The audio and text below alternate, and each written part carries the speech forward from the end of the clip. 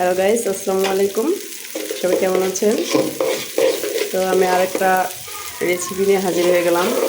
এটা হলো বিফ বিরিয়ানি বাসমতি চালের।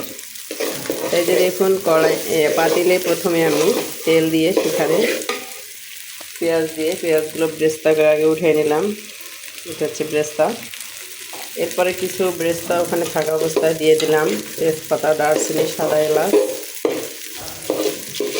তারপরে দিয়ে দিলাম চাল ধুয়ে পানি ঝরিয়ে নিয়েছিলাম। দিয়ে এখন চালটাকে আমি ভালোভাবে কষিয়ে নেব ব্রাউন কালার হওয়া পর্যন্ত।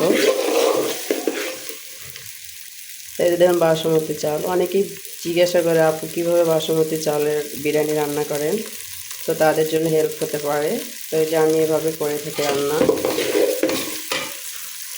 তো এই যে বিরিয়ানির জন্য গরুর মাংস রান্না করে নিয়েছি।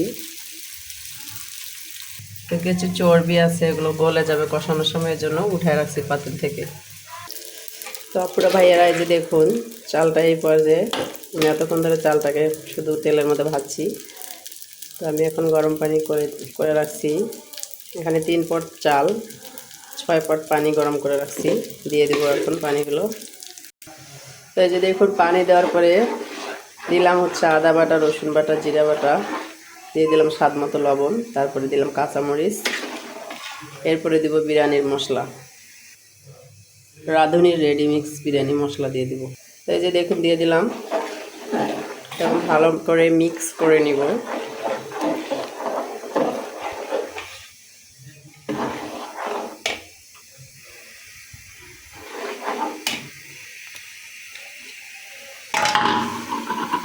তো এখন দিয়ে দেব এই যে মাংসগুলো।